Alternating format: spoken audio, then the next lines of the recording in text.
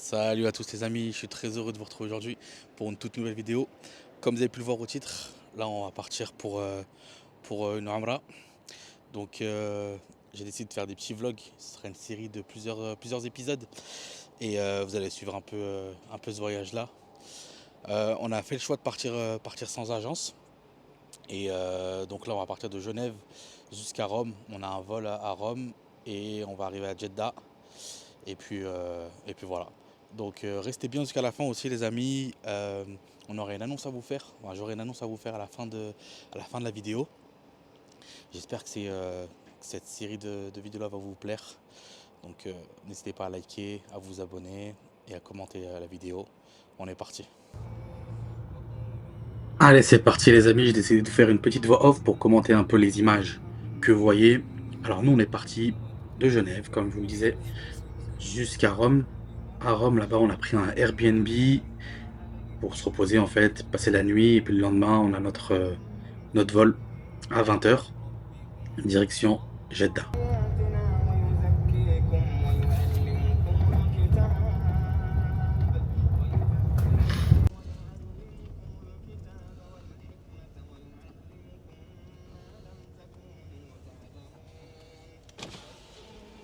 Bonjour.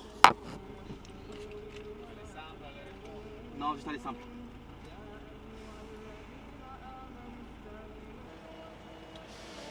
Merci monsieur. Au revoir.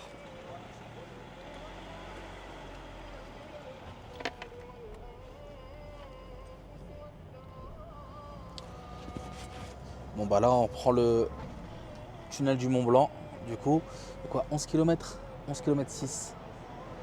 Allez, bismillah. Là, il y a combien de temps là, Nice? Franchement, je sais pas là, pour traverser le pont du Mont Blanc, je pense peut-être 20 minutes, 20-30 minutes. Ils ont dit 11 km, 11 km 6 à 70 km/h, je pense. On va voir. Là, c'est quoi? C'est la deuxième fois qu'on le prend celui-là.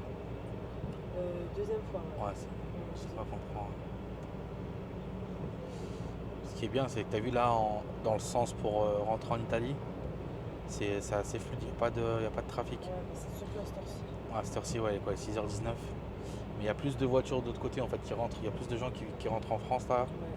que de gens qui vont en Italie. Il faut savoir qu'hier c'était les fêtes en plus, c'était pour Pâques. Du coup, là on est parti, il y a plus rien quoi. Et donc ouais, là en gros le tunnel du Mont Blanc il a coûté 54 €. Donc c'est pas donné. Ça a augmenté, hein. Je crois que Ouais, c'était ça a 40, augmenté. c'était 45, C'était 40 euros, ouais, 40 euros il y a pas longtemps. 40 € avant. Ouais.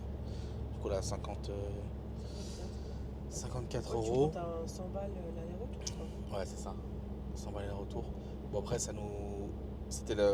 Nous, en partant de Genève, c'était c'est le seul moyen de Seul rejoindre moyen, l'Italie. ouais, Ouais, effectivement. de rentrer en Italie le plus rapidement possible. Sinon, il faut descendre dans le sud. Il y a le tunnel de Fréjus, je crois c'est. Ouais, c'est ça, mais en fait, ça revient presque au même prix, c'est juste on perd. On perd du Enfin, temps, ouais. c'est un peu moins cher, mais on perd une heure. On perd une heure, ouais. En plus, ouais, c'est pas beaucoup moins cher. C'est peut-être 20 balles, 20 balles de C'est ça, moins. ouais. Ouais. On perd une heure et quart, 1h20. Donc voilà, c'est pour ça qu'on a pris le tunnel du Mont Blanc. Ça va un peu plus vite. Les amis, j'espère que vous allez bien. Du coup, après 9 heures de route, on est arrivé à Rome. Et puis, on a pris un petit Airbnb. Là, on va se diriger vers l'aéroport. On a notre vol à 14 h. Et puis, on va s'envoler pour Jeddah. On va pas filmer le vol, on va pas filmer la Hamra. On va se concentrer un peu on va se concentrer sur notre pèlerinage. On va se concentrer sur notre Umrah et puis on se retrouvera juste après quand j'aurai coupé mes cheveux et puis je vous ferai un petit retour sur ce voyage. Je vous cache pas qu'on est pas mal, comment dire, éprouvé durant ce voyage. On a eu pas mal de galères et tout, mais on en reparlera donc juste après la Umrah, je vous en reparlerai. Je vous montre vite fait l'Airbnb. Donc là on est à Rome, il y a une petite terrasse comme ça. Et puis après il y a une pièce. C'est assez classique.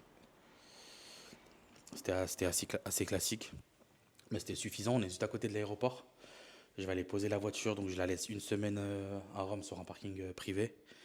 Et puis on prend l'avion à 14 heures et on arrive à Jeddah vers 20 heures. Vers 20 heures, on arrive à Jeddah. Et puis voilà.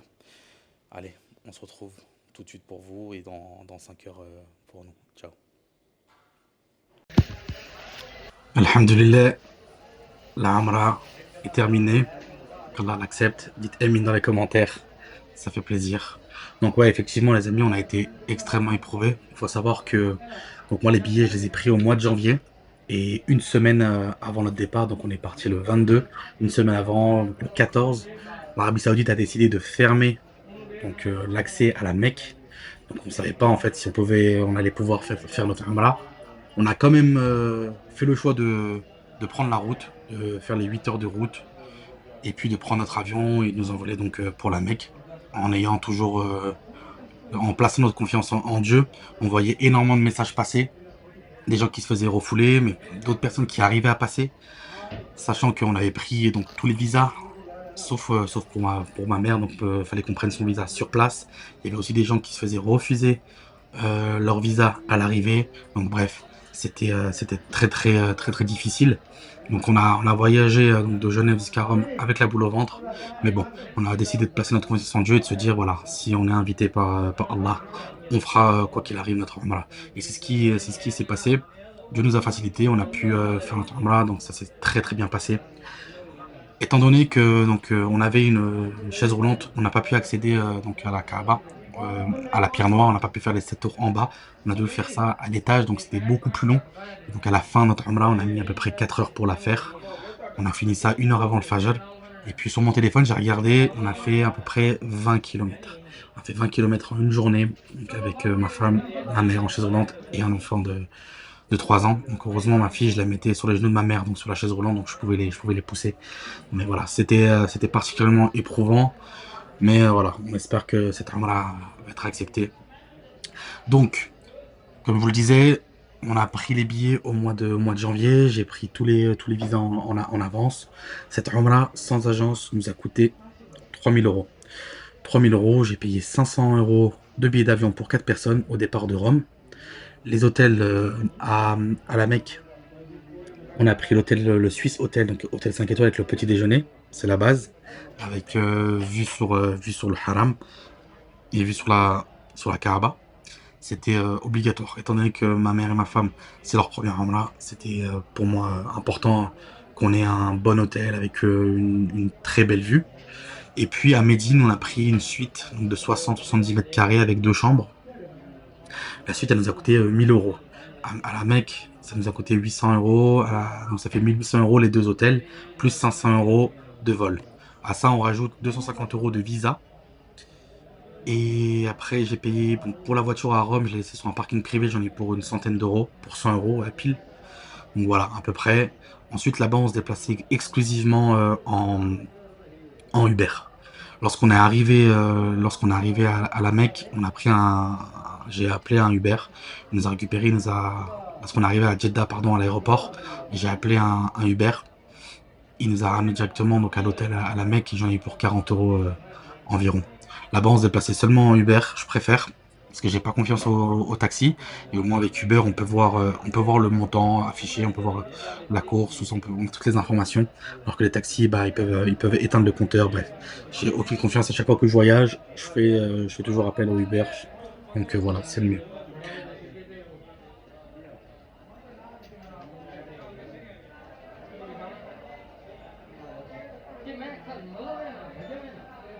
Donc l'ihram, moi j'ai fait le choix de le mettre à l'aéroport à Rome. C'était beaucoup plus pratique que de le mettre dans l'avion.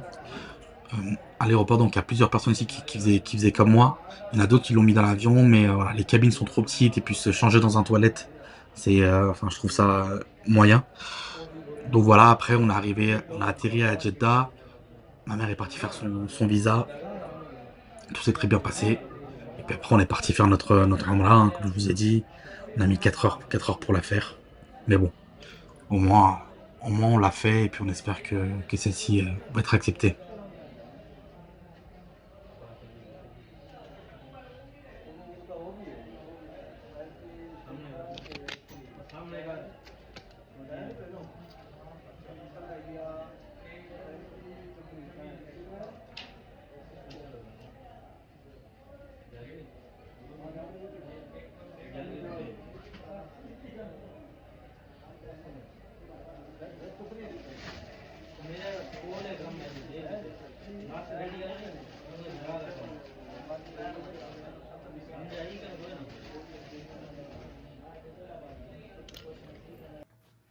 Voilà, donc là on découvre la chambre, je vous montre un peu. Donc ça c'est le Swiss Hotel Mecca. Donc il y en a deux.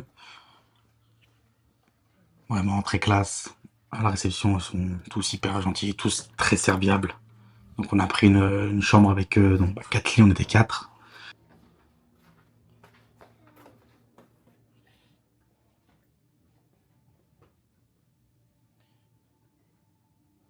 C'était important pour moi et pour nous d'avoir une belle vue comme ça.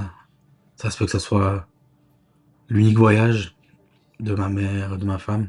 Donc c'était important qu'on ait une belle vue comme ça de jour comme de nuit. Et on peut voir en fait l'influence qu'il y a, s'il y a du monde ou pas. Et on peut aussi prier avec eux.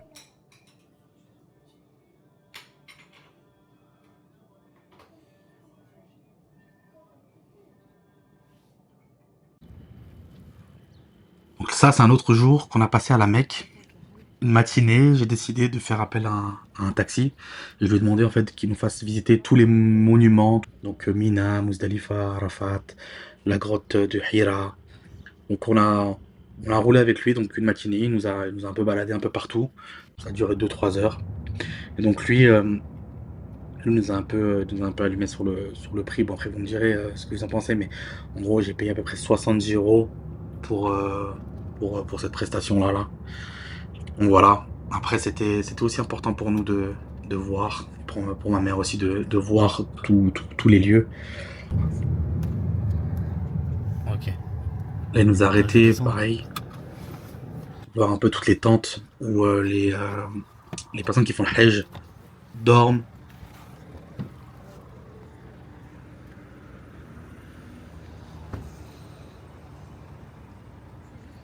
Ouais,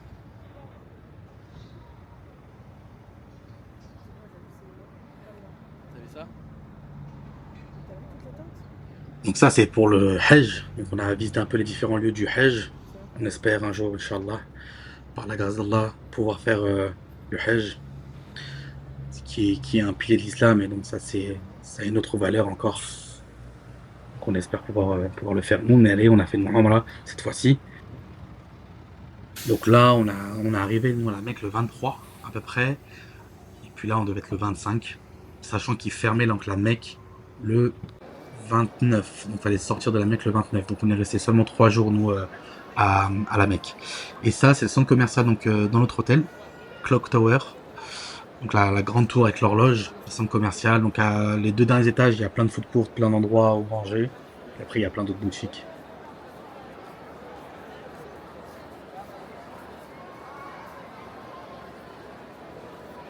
J'ai vu un message du gars pour le fauteuil roulant. Ouais, Je crois qu'on a commencé à minuit, on a fini à 3h40, 3h30. c'est ça, hein. Ça a fait que. Ouais, on a fait J'avoue, c'était 3h30. long. C'est ça, hein. On a fait à peu près 3h30, 4h notre Amra. Puis on a pris la chaise roulante, donc un gars qui en avait une. Après, c'est gratuit, il y a un petit endroit à l'entrée du centre commercial où vous pouvez prendre des chaises roulantes, c'est gratuit. C'était long, j'avoue. Ça glisse là. Hein. Ça glisse. On a 2 heures de plus ou en moins. Il y a une heure en plus.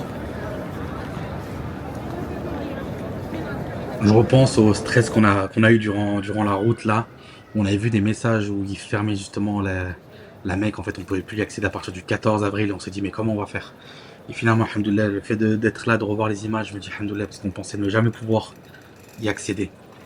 Là, les amis, c'est le tawaf. Donc, c'est lorsqu'on fait les 7 tours autour de la pierre noire. Ça, c'est à l'étage. Étant donné qu'on a une chaise roulante, on ne peut pas descendre en bas autour de la pierre noire. On ne peut pas y accéder. On peut pas la toucher avec. On peut pas y aller avec les chaises roulantes. Parce qu'il y a trop de monde, c'est trop dangereux. Ils nous interdisent l'accès. Donc, nous, on le fait à l'étage. Puis là, chacun est dans sa bulle. Hein, et là, faut demander Allah. Faut vraiment invoquer. Là, le gars que vous voyez passer, bah, c'est des mecs en fait qui vous aident, qui vous poussent en chariot, vous les payez, et puis ils vous poussent avec les chaises roulantes. Là, vous voyez ma tête, j'étais en plein dans les invocations, et puis là, il faut vraiment demander plein de choses. C'est le moment de vider son cœur et de tout lâcher. C'est vraiment maintenant.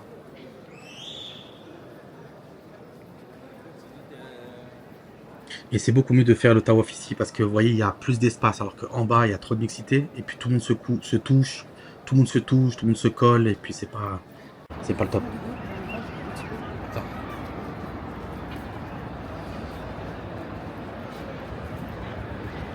Vous voyez un peu les bâtiments, tout ça. Moi, lorsque je suis venu à la Mecque en 2018, il y a encore plein de choses en travaux, donc ça a énormément évolué.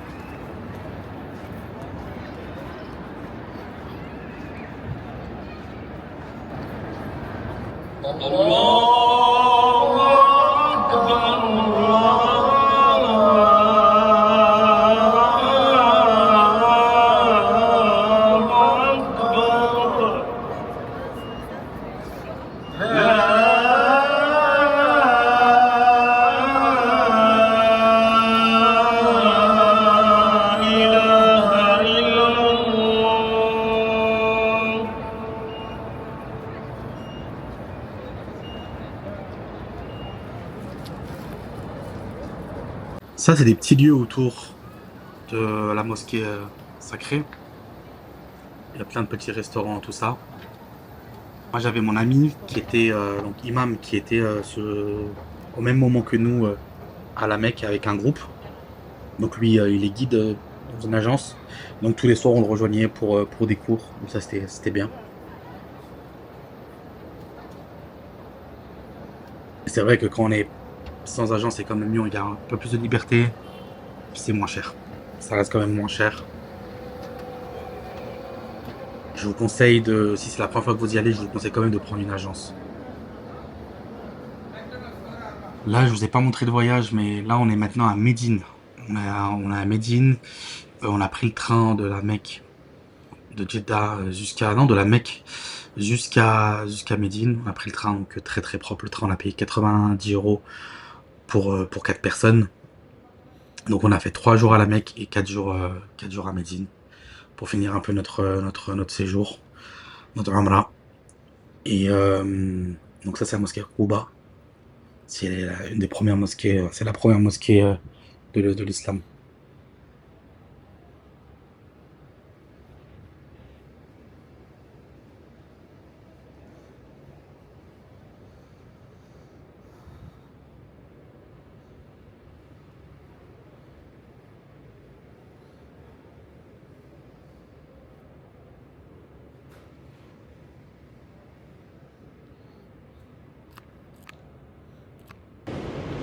Du coup là, aujourd'hui on est venu visiter la mosquée Quba. C'est la première mosquée de l'islam. Quand le prophète alayhi salatu wassalam, il a fait la hijra, il a quitté la Mecque pour Médine, bah, en gros, ils ont construit cette mosquée-là en premier. Et le fait de faire une prière ici, c'est comme si en fait on avait fait une Umrah. Donc c'est pour ça qu'on est venu. En plus de ça, la mosquée elle est magnifique. Je vous ai filmé quelques petits plans. La mosquée, franchement, elle est vraiment magnifique. J'étais déjà venu ici en 2018 et à l'extérieur, ils ont pas mal aménagé de nouveaux lieux. Ils ont aménagé pas mal d'espace pour les familles et tout ça. Donc ça a l'air sympa, on va aller voir ça après, Inch'Allah. Donc voilà, la mosquée Quba. On a pris pour venir, on est à l'hôtel Pullman Zemzem. Pour venir, on a pris un Uber. Ça a coûté 23 sars, 23 rials à peu près. 23 rials, ça fait 4 €. Donc on n'était pas très loin, c'est une dizaine de kilomètres. En voiture, on est venu assez vite.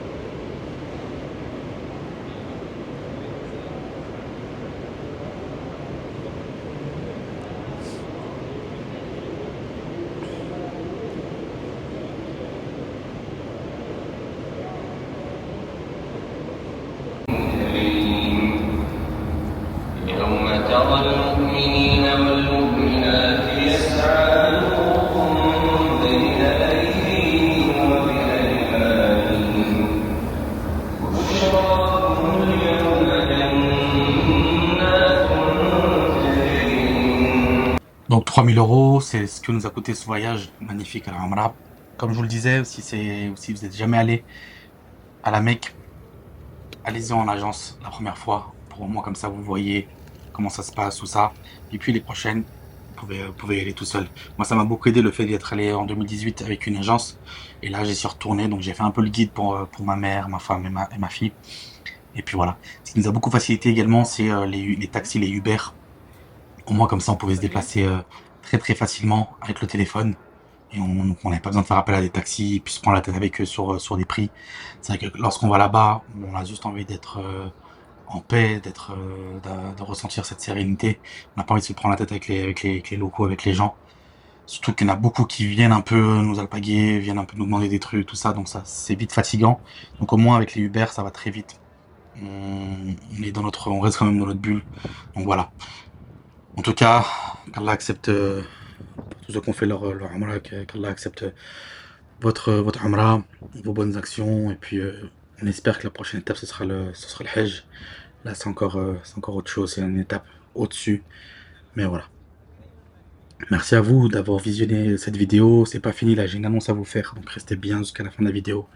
Mettez un commentaire, abonnez-vous à la chaîne. Ça aide énormément le projet à grandir. Mettez des commentaires aussi. J'espère que cette vidéo-là vous aura été utile. Et je vous encourage en tout cas à partir. Alors, voilà, nous on est parti. Je suis parti avec ma mère qui était en chaise roulante. Je suis parti avec ma fille de 3 ans et franchement, Dieu nous a facilité. Y a rien de compliqué, vraiment, il y a rien de compliqué. Mais quand vous êtes là-bas sur place, bah, justement, vous vous demandez pourquoi vous n'êtes pas venu plus tôt. Donc c'est toujours ça. Même si vous êtes éprouvé avant, vous allez être encore plus éprouvé après, mais c'est pas grave, c'est que Dieu vous aime. Et c'est comme ça la vie. C'est des hauts, c'est des bas, on est éprouvé constamment. Mais c'est la dunya, c'est comme ça les amis. En tout cas, beaucoup de pensées à vous, une grosse pensée à la Palestine, au Congo, à tous les pays qui souffront. On les a pas oubliés dans nos prières et on les oubliera jamais. Voilà. Restez bien, jusqu'à la fin, là, il y a une petite annonce là que je vais vous faire. Enfin, on y est les amis, je suis très heureux de vous annoncer donc le lancement de ma marque Vaniana. Vaniana, c'est une marque de produits 100% de Madagascar. Ça fait des mois et des mois qu'on travaille sur ce projet, ça fait plus de 2 mois. Donc j'ai décidé de m'entourer, donc j'ai des personnes qui travaillent avec moi, qui m'accompagnent sur ce projet, qui sont à Madagascar, qui sont à Tana, la capitale. Et j'ai aussi des personnes ici en France qui m'aident dans ce projet. Donc Vaniana, c'est un projet solidaire avant tout, c'est un projet humain. Donc on a décidé de lancer des produits 100% de Madagascar, de travailler en direct avec des producteurs. Donc sur notre site internet, on commercialise de la vanille Bourbon. Donc la vanille Bourbon, c'est la meilleure vanille au monde. Et d'autres produits aussi de Madagascar, des produits naturels qui vont aussi arriver prochainement sur notre site internet. On a voulu faire un business, mais pas seulement faire du business, on a aussi voulu avoir un engagement solidaire envers les producteurs, mais aussi envers leurs enfants. Donc pour chaque achat effectué sur notre site internet, une partie est reversée aux enfants. On finance donc des frais de scolarité et puis on essaie de faire aussi d'autres projets sur place. C'est un projet qui nous tenait à cœur. C'était important pour nous de mettre en place quelque chose, de faire du business, mais aussi derrière avoir des valeurs et puis derrière pouvoir rendre un peu tout ce qu'on a pu recevoir et redistribuer tout ça. On espère un projet qui va aller loin. En tout cas, on a travaillé très dur dans ce projet-là. On s'est entouré et on a des belles valeurs. On a des personnes humainement incroyables qui nous accompagnent. Donc voilà, je compte sur vous les amis pour d'ores et déjà aller commander en masse sur notre site internet. Je l'ai mis en description. Là, j'ai spécialement mis en place un code promo, un code de réduction de 20%, de moins 20% avec le code YouTube 20. C'est exclusivement pour la communauté de YouTube. Voilà, comme je vous l'ai dit, c'est un projet humain avant tout, c'est un projet solidaire. On essaie d'être engagé auprès des producteurs, de faire des choses bien, de faire de belles choses.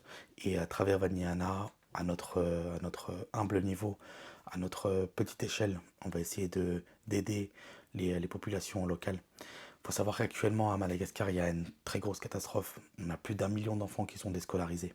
Et donc à notre échelle, à l'échelle de Vaniana, si on peut essayer de pallier à ça, et si on peut essayer de réduire toutes ces inégalités, toute cette pauvreté, eh bien, ce sera déjà une très très grande réussite. Mais ça, bien évidemment, ça passe par de la visibilité. Ça passe par YouTube, ça passe par TikTok, ça passe par Instagram. On essaie d'être visible un peu partout et on a besoin de votre soutien. C'est pas juste un business comme ça, c'est pas juste un site e-commerce. C'est vraiment une marque engagée et solidaire, je me répète. N'hésitez pas à aller checker notre site internet. On explique tout, on a un blog aussi. On explique tout, un peu nos valeurs, on explique tout le travail qu'on fait. Et puis sur cette chaîne YouTube là, on ouvre un nouveau chapitre, on ouvre un nouveau volet où justement je vais vous montrer un peu les coulisses, comment est-ce qu'on se lançait. Je vais aussi documenter chaque jour l'avancée de ce projet, la marque, comment est-ce qu'on développe une marque pour ceux que ça intéresse. Sur cette chaîne YouTube là, vous m'avez découvert où j'ai parlé de Dark Kitchen, j'ai parlé de restauration, j'ai parlé de business, j'ai parlé de société de nettoyage, j'ai fait des vidéos immersion, notamment il y en a d'autres qui vont arriver.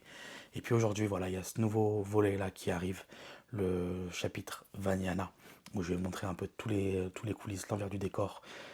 On espère faire un peu d'humanitaire aussi, essayer d'aller sur place à Madagascar, aller voir les populations locales et redistribuer un peu tout ce qu'on arrive à récolter.